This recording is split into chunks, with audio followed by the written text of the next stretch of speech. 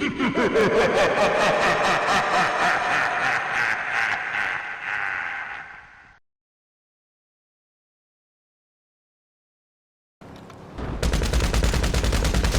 боты запиздились, это проблема ботов, а не злобного. Убивают. Полиция! Надо срочно спрятаться.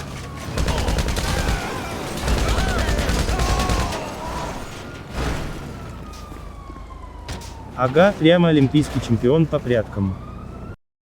Всем привет! Как вы знаете, в казино на подиуме стоит Everflot Entity XF. Это суперкар, который не спавнится в сессии. Его нужно покупать. Цена не очень высокая, но халява гораздо заманчивее, не так ли? Мне эта машина внешне никогда не нравилась, поэтому испытать удачу отправилась Н. Это мой твинг, если кто не в курсе. Слово ей.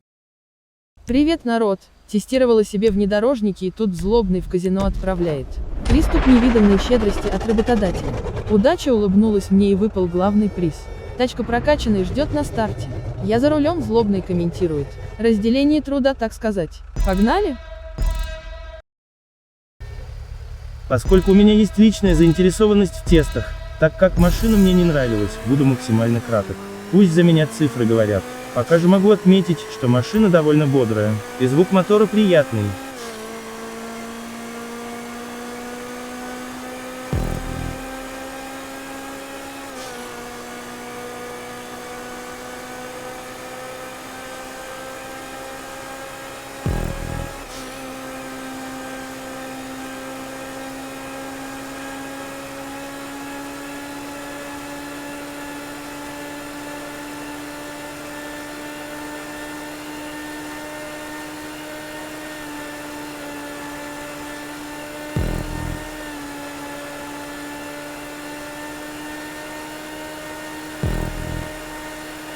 Для справки, Кригер на этой трассе показал почти 212 км в час, выводы за вами.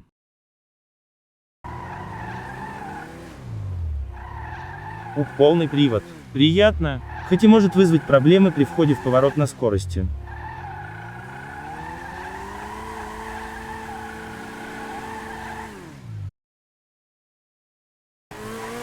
Про управляемость и поворачиваемость могу лишь отметить, что с этим у машины полный порядок.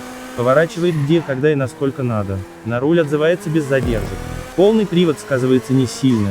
Есть подозрение, что на передние колеса отводится меньше мощности, поэтому машина не стаскивает с траектории поворота. Из не очень приятного, небольшие заносы заднего моста при резком выходе из поворота. Но тут нет проблем вовремя поймать машину. За кривенькую змейку прошу прощения. Это мои руки с изъяном, а не вина машины. Привык на всяких вездеходах тут крутиться.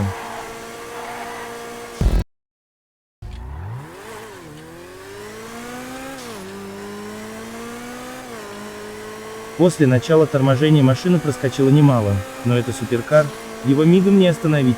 В трафике машина послушно останавливается, не создавая аварийных ситуаций. Будем считать, что тормоза хорошие.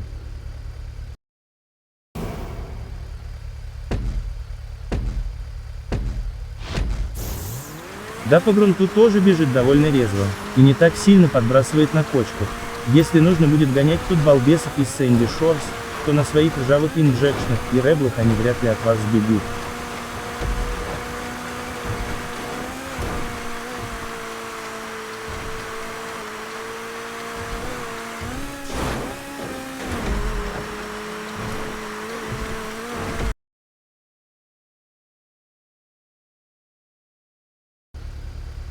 Да, вот если объективно подойти к оценке внешнего вида, то он неплох. Передняя часть простовата, а вот решение с выхлопными трубами и кожухами смотрится отлично. Что меня просто до тошноты вымораживает, так это задняя оптика. И пусть это отсылка к таковой на Зентерна, у той машины она смотрится гармонично. А тут, как светоотражатели на козе. Не нравится и все тут.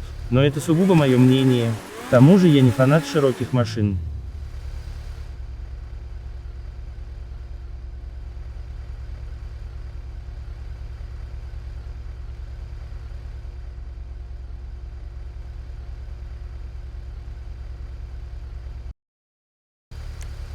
Тюнингом XF обделили, у того же Зентерна есть из чего выбрать, а здесь нам дали по одной опции, вот и весь шик. Досадно, но спасибо хоть за это, а не как веселый F620.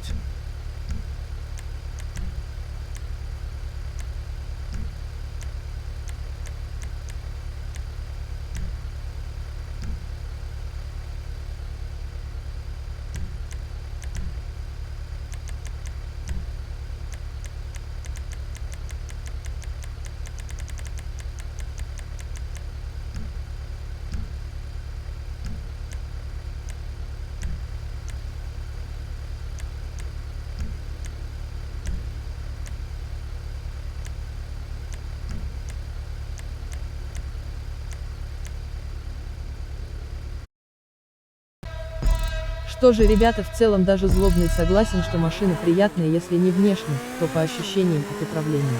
А ощущения почти как от Зентерна. XF довольно послушная машина. Она предсказуема и проста. Ценник небольшой, а из казино вообще даром. Если внешность вас не отталкивает, надо брать. Не для гонок, так просто с удовольствием кататься по сессии.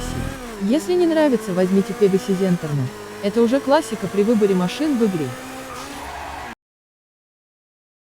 Я не жалею, что доверил выиграть машину N. Она XF вполне довольна. Довольная девушка гораздо лучше, чем недовольная. Разве нет? Цифры и факты перед вами. Выбор делать тоже вам. Я редко катаю в гонках в GTA 5. При низких FPS на старом Xbox особо не разгуляешься. Поэтому не скажу, как XF ведет себя в каскадерской серии. Кто знает, напишите в комментариях. А я с вами прощаюсь. До новых встреч!